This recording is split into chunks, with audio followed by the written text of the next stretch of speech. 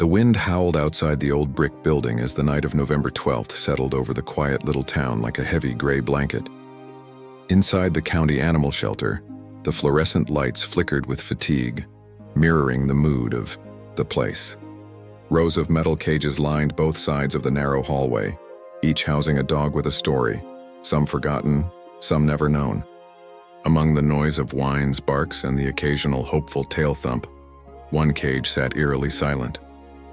In that cage, curled into the tightest ball a large German shepherd could manage, lay Rex. He was 5 years old, according to the records, though his tired eyes spoke of a soul that had lived far longer and suffered far more. His black and tan coat was marred with long, rough scars, some so deep that the fur never grew back properly. The shelter staff had speculated about his past, and the prevailing theory was a grim one: a dog-fighting ring. It would explain the thick scar across his muzzle, the limp in his hind leg, the way he flinched at even the softest sound. But nobody really knew for sure. Rex didn't bark anymore, not since the first few days when he arrived, trembling and growling, ears pinned back and teeth bared to hide the panic. He had long since stopped eating regularly, taking a few cautious bites only when no one was watching. He rarely moved from the cold patch of concrete where he curled, his dull eyes avoiding every glance. He didn't lunge at the bars, didn't beg for attention. He simply waited, not for rescue, but for the end. November 13th at 9 a.m. That was the date and time, penciled in beside his name on the intake chart, his final walk. It was policy. Scarred dogs with fearful temperaments who didn't show adoptable behavior within 2 weeks were given two options: rescue or euthanasia, and no rescue had come forward for Rex. At 8:57 p.m. that same night, a shelter volunteer named Lucy finished her rounds. She lingered in front of Rex's cage longer than she normally did, staring at him through the rusting bars. Something about him haunted her. Maybe it was his eyes, or the way he didn't react when she softly said his name. "Good night, boy," she whispered. "I'm sorry." On impulse, she pulled out her phone and snapped a single photo. It wasn't a great one. He didn't lift his head or even glance toward her, but his eyes were just barely visible through the shadows. She uploaded it to the shelter's underfollowed Facebook page and typed a short, desperate caption. "This is Rex, 5 years old. Scars and trauma tell a story we may never fully know. He's on the euthanasia list for tomorrow morning. Please, share if you can. It's his last night." Meanwhile, 20 miles away in a tiny apartment on the second floor of a quiet street, Emily Taylor was scrolling on her phone, half-heartedly looking at photos of dogs for adoption. She wasn't even sure what she was doing. Her life wasn't exactly in order. At 27, she was living alone in a space barely big enough for one person, working long shifts as a veterinary technician at a busy clinic, and emotionally drained by a recent breakup that had left her feeling hollow and unmoored. Her fingers paused when she saw Rex's photo. There was something so profoundly broken in those eyes that it hit her like a punch to the chest. She stared at the image for a full minute, her heart pounding. She didn't know why. Maybe it was because she saw a reflection of her own emptiness in him. Maybe it was that part of her that always reached out to the wounded, even when she had nothing left to give. Maybe it was fate. Before she could talk herself out of it, she was dialing the number listed on the shelter post. It rang 5 times, then went to voicemail. Her voice trembled as she spoke. "Hi, this is Emily Taylor. I saw the post about Rex. Please don't put him down. I want to meet him. I can take him. I know it's late, but I'll be there first thing in the morning. Please wait, please." She ended the call, hands shaking, tears welling in her eyes. All night, Emily tossed and turned, her mind playing 100 scenarios. What if he was too damaged? What if he bit her? What if they said no? At 7:05 a.m., she was already waiting outside the shelter in the biting November wind. Her car's heater was barely keeping the cold at bay, but she didn't care. As the clock ticked past 8 a.m., a shelter employee finally arrived. Emily rushed to the door, breath forming clouds in the air. The staffer, a tired-looking woman with kind eyes, hesitated when Emily mentioned Rex. He's a tough case," she said quietly. He's been through hell. We don't even know the half of it." "I know," Emily replied. "But I want to try. Please, just give me a chance." The woman looked at her long and hard. Then with a small nod, she opened the door. They walked together past rows of barking dogs until they reached Rex's cage. He didn't lift his head. He didn't move. But when Emily knelt down and whispered softly, something flickered in his eyes. A recognition, a question. "Hi, sweet boy," she said gently, tears forming again. "I'm here now." The staff opened the cage with caution, leash ready. Rex flinched, backing into the corner. But then slowly, he allowed the loop to slide over his head. He didn't fight. He didn't growl. He simply stood. And then, for the first time in weeks, he took a step forward, out of the cage, out of the cold, toward the unknown. As they walked together through the shelter doors and into the morning light of November 13th, Emily felt something stir in her chest. Hope. It was fragile, trembling, just like the dog at her side. But it was real. And that was enough to begin. The crisp air of November 14th wrapped around Emily as she unlocked the door to her small apartment with one hand and gently held Rex's leash in the other. He moved cautiously beside her, his body low and tense, every muscle coiled as if expecting danger at every turn. Though she'd driven slowly, softly humming to him the entire way home, Rex had remained rigid in the passenger seat, eyes darting between the windows and her hands. He didn't bark, didn't whine, just watched, like he was waiting for pain to follow kindness. The door creaked open, revealing the cozy interior of her apartment. The smell of vanilla candles, books, and dog treats hung lightly in the air. A modest space but warm. Blankets folded over the couch, dog toys neatly arranged in a small basket by the wall, and a fluffy dog bed placed carefully in the corner near the radiator. Emily had bought it 2 weeks ago, long before she even knew Rex existed. Something in her had just hoped. "Okay, buddy," she whispered, stepping inside and gently coaxing him forward. Rex paused at the threshold. His eyes darted left and right, as if weighing whether this was a trap. Then with one small trembling step, he crossed the doorway. Inside. He didn't explore, didn't sniff the air or wag his tail like most dogs might. Instead, he slowly made his way to the far side of the living room and curled up tightly beside, the front door resting his head on his paws without a sound. Emily didn't force anything. She didn't sit too close or try to pet him. She simply set down a bowl of fresh water, some kibble softened with warm broth, and quietly made herself a cup of tea. She sat on the opposite end of the room, reading aloud from a dog behavior book. She'd been studying for weeks, half for him, half to calm herself. He didn't touch the food that night. Not while she was in the room. But sometime around 2 a.m., when she woke briefly to check on him, she noticed the bowl was empty. She smiled faintly, pulled the blanket up around her shoulders, and drifted back to sleep. Over the next few days, Emily crafted a gentle rhythm for their shared life.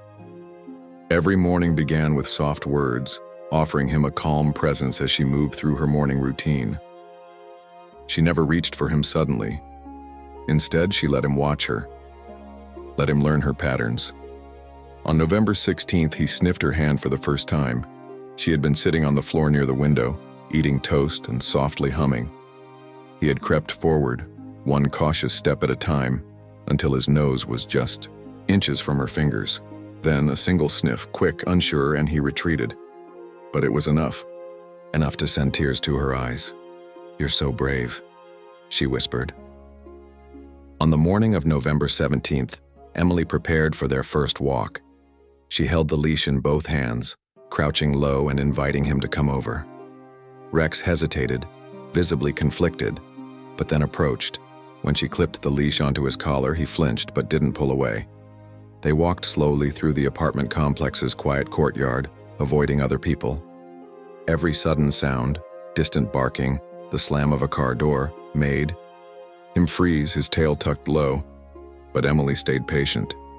She talked to him the whole time, told him about her day, her job, The time she fell off her bike as a kid and cried until her golden retriever licked the tears off her face. She didn't know if he understood. Maybe he didn't need to. Maybe it was the tone that mattered. Later that day, she sat down with a warm blanket and her laptop on the couch, glancing over at Rex, who still lay beside the door like a sentry guarding himself. The dog bed remained untouched, despite its plush softness and proximity to the heater. She sighed. But that night, November 18th, something changed. The rain fell softly outside, pattering against the window like a lullaby. Emily sat cross-legged, on the floor near the dog bed, sipping chamomile tea and reading out loud from a novel. Her voice was steady, calm, and then, quietly, she felt it, a gentle pressure against her knee. Rex. He had risen from his corner and slowly approached, his large head lowered into her lap as if weighed down by the years he had endured.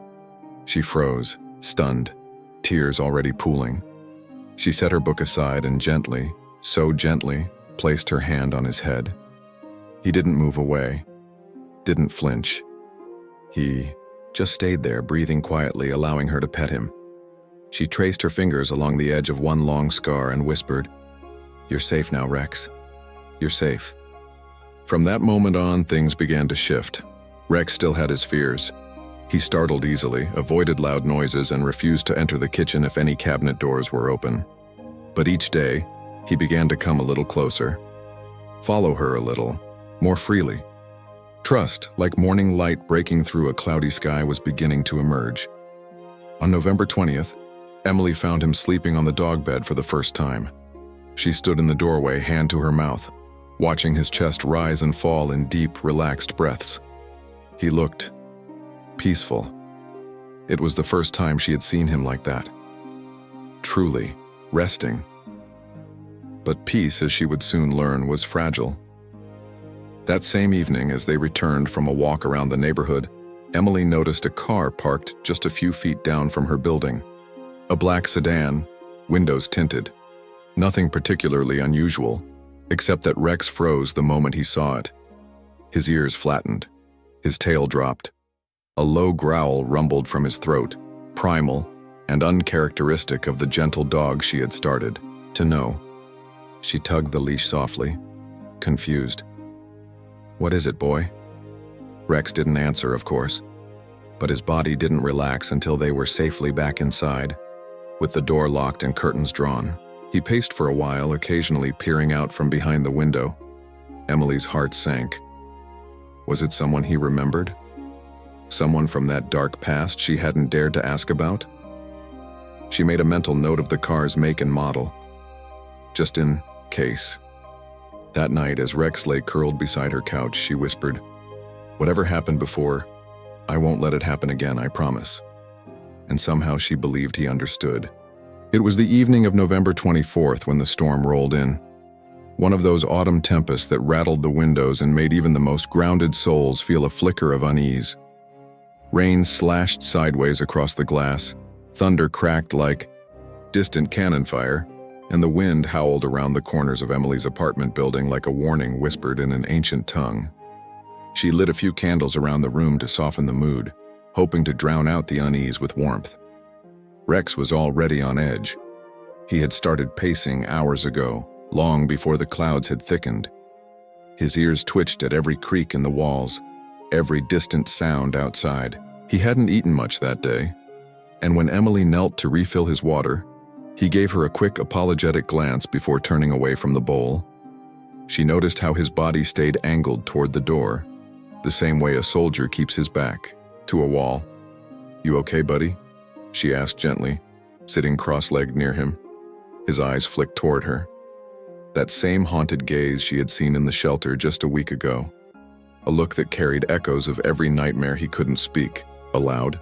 And then a sound, a soft clunk outside like a boot against concrete. Rex's head snapped to the side. Emily tensed, rising quietly to peer through the edge of the curtain. That same black sedan from a few nights before was parked across the street. The windows gleamed wet from the rain, unreadable and dark. Her heart pounded. Coincidence, she whispered to herself. But it sounded like a lie. She took a breath, flicked on the porch light, and turned the deadbolt on the door. Then she sat on the couch and motioned for Rex to come over. He didn't. He stayed by the door, body low and still like a sentinel guarding something precious. Thunder boomed so loud it rattled a picture frame off the wall. It hit the floor with a crash. Emily flinched and so did Rex, except he didn't cower. He moved toward her, quick and quiet, pressing his head into her knees, shaking. "It's okay," she murmured, stroking his fur, trying to calm her own rising fear. "It's just a storm." But it wasn't. At exactly 10:47 p.m., as the candles flickered and the storm reached its crescendo, Emily heard it. The sharp metallic jiggle of her doorknob being tested from the outside. Her breath caught in her throat. Someone was trying to get in. Rex's reaction was instant. The moment the sound reached his ears, he launched toward the door with a growl so deep and guttural it vibrated in her chest. His bark exploded into the hallway, fierce, wild, unrelenting. It was not the sound of a wounded animal. It was the voice of something brave. Something that had survived and wasn't going to lose again. The doorknob rattled again, harder this time. But Rex lunged, paws thudding against the metal as he barked like a storm himself. Emily, heart thudding, ran to the window just in time to see the black sedan's door swing open. A man, cloaked in a hooded jacket, sprinted back into the vehicle and peeled off into the night, tires screeching against the wet road. The danger passed as quickly as it had come, but the damage was done. Emily sank to the floor beside Rex, wrapping her arms around his trembling body. He didn't pull away. His breath was fast, his eyes wild, but he leaned into her, pressing his weight against her chest like a child needing to feel a heartbeat. "Good boy," she whispered again and again. "You protected me. You saved me." For a long time they stayed like that. Two broken things clinging to one another under the dim candlelight, while the rain softened to a gentle whisper outside. The next morning, November 25th, Emily called the shelter. She needed answers. Her voice cracked as she explained the incident to Linda, the shelter manager. Linda paused on the other end of the line and then let out a long sigh. "I didn't tell you before," Linda began carefully, "because we weren't entirely sure. But now I think you need to know." Emily sat down slowly, phone tight in her hand. "We think Rex was part of an illegal dogfighting operation, one of the worst kinds. The kind where they toss out the losers or the ones who refuse to fight. He came to us after being found chained to a pole behind a warehouse covered in old scars. No microchip, no ID, just trauma. We didn't know his name. Rex was something one of our volunteers called him because he looked like he once could have been royalty. And I guess in a way he still is." Emily felt her stomach twist. "Do you think someone from that world is trying to find him?" she asked, her voice shaking. Linda hesitated. "It's possible. Sometimes these people don't want survivors out there, especially if there's any risk they could lead authorities to them. Or maybe the dog just became someone's property, in their eyes. Either way, Emily, I think you should be careful." That night, Emily watched Rex closely. He lay beside the couch, his body still tense but no longer shaking. His eyes had changed again. They weren't dull anymore. There was fire behind them now. Purpose. Like he had chosen this place, this person, as his pack, and would protect it at any cost. Emily stroked the ridge of his spine, where his fur grew, uneven over the scar tissue.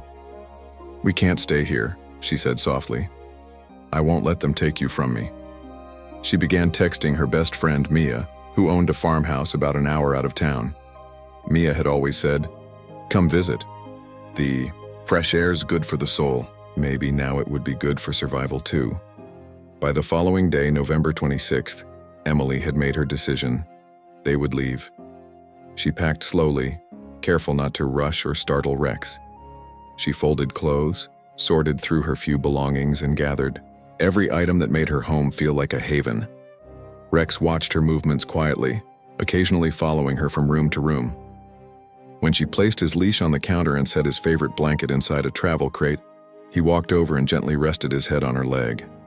"You trust me, don't you?" she whispered. He didn't need to nod. His eyes said it all as the sun set in a glowing band of orange and pink. Emily sat on the living room floor with Rex curled against her. She held him close, heart both heavy and hopeful. Tomorrow they'd leave behind the shadows, the memories, the fear. They didn't know what awaited them in the countryside, but they'd face it together. And for the first time in Rex's broken life, he would not be running alone. The wind rustled through the tall golden grass as Emily's old sedan turned onto a gravel road just outside of town. It was the morning of November 27th, a chilly Sunday, and the warmth of the sun hadn't quite broken through the gray sky. The countryside stretched out before them in open fields and gentle hills, dotted with aging barns and grazing horses, a peaceful contrast to the tense city nights they'd left behind. Rex sat upright in the back seat, ears perked, his amber eyes locked on the rolling hills as they passed. It had taken coaxing and a fair bit of peanut butter to get him into the car that morning. But now he seemed alert and curious, less afraid than Emily had ever seen him. The scars on his back and flanks were still visible, but in the daylight, the shadows seemed to recede, if only slightly. "There it is," Emily murmured, slowing as a wooden farmhouse came into view. It stood proud despite its peeling paint, surrounded by a wide porch and acres of open land. A wind chime sang gently from the eaves, and smoke curled lazily from the chimney. A black Labrador bounded out from behind the house, barking joyfully, as a woman waved from the porch steps. "Mia." Emily parked, heart pounding with equal parts relief and exhaustion. As she opened the door, Rex stepped out cautiously, nose twitching, tail low but not tucked. His eyes darted between the Labrador and Mia, who waited patiently without approaching. "Hey there, handsome boy," Mia said softly, crouching down with her palm out. "You've had one hell of a journey, haven't you?" Rex didn't go to her, but he didn't growl either. That was progress. Inside the farmhouse, everything smelled like cinnamon and cedar. Emily sank onto the worn couch, covering her face with her hands. "I thought I was bringing Rex here to save him," she said after a long moment, her voice barely a whisper. "But I think maybe I needed saving too." Mia placed a cup of tea in her hands and sat beside her. "You both did." Rex curled beside the front door again, as if unsure whether this place was temporary or permanent. But his body was less rigid. When the Labrador came to sniff him, Rex held still and allowed the introduction, though he remained alert. Mia's dog backed off politely, sensing his limits. There was no pressure, only space. Over the next few days, time slowed. On November 29th, the sky turned bright blue, and Emily took Rex for his first walk around the farm's perimeter. At first, he kept close to her leg, checking behind them with every few steps. But by the third loop, something miraculous happened. Rex trotted a few feet ahead, not running, not panicking, just exploring. His nose dipped into the tall grass, sniffing curiously at rabbit holes and old fence posts. A wild turkey flapped its wings in the distance, and though Rex tensed, he didn't flee. He stood his ground, ears flicking forward.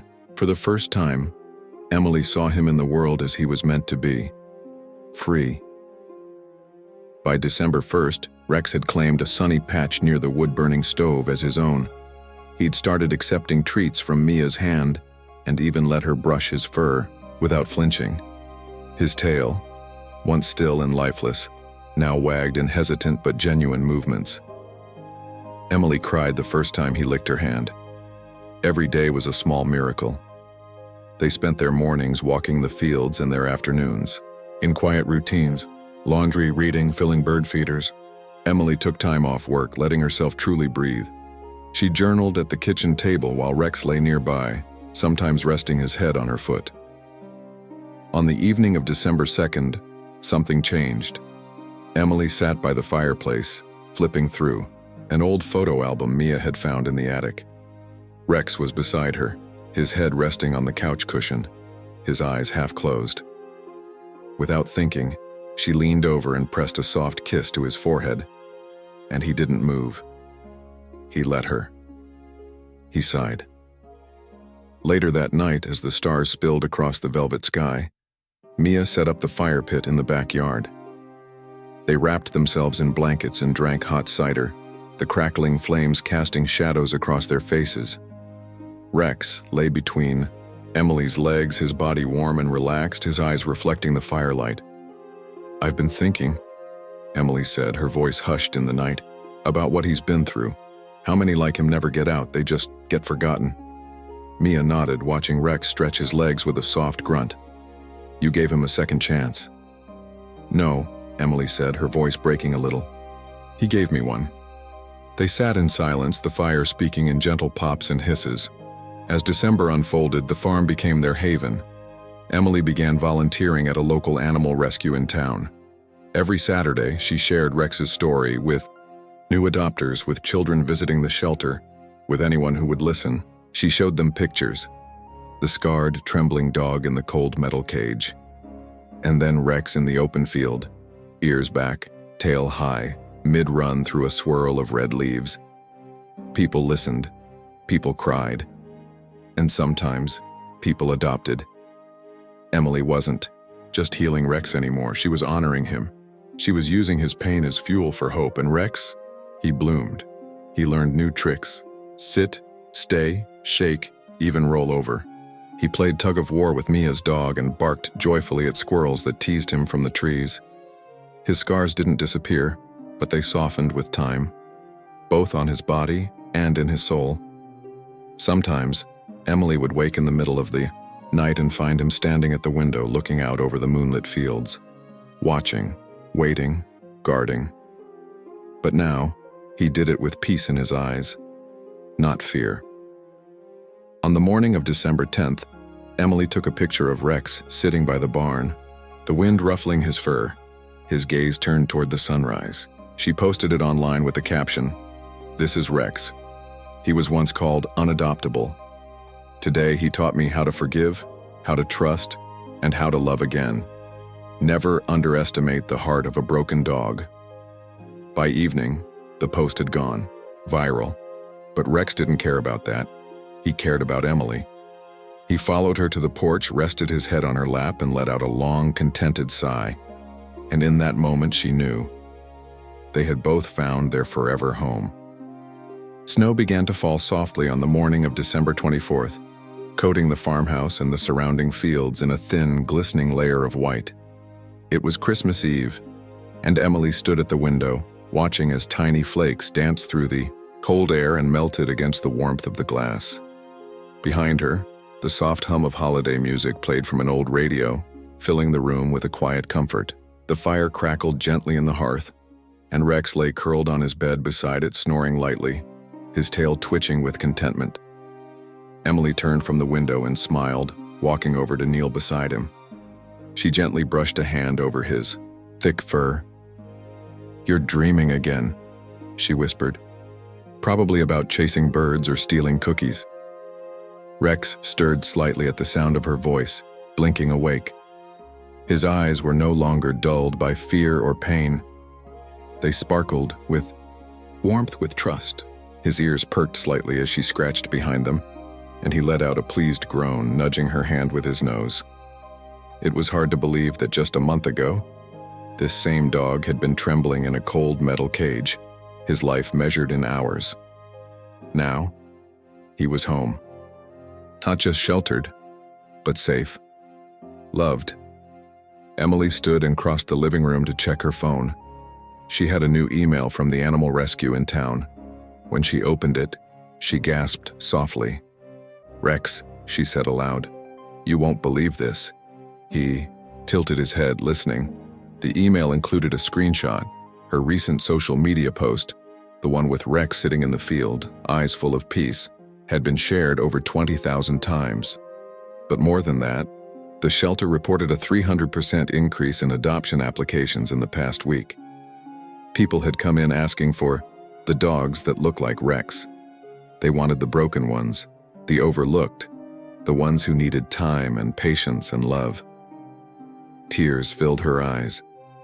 She dropped to the couch, overwhelmed by the ripple effect of one dog's survival. "You're saving them, Rex," she whispered. "You're really saving them." That evening, she and Mia hosted a small dinner. Just them, the two dogs, and a neighbor named Frank who lived alone down the road.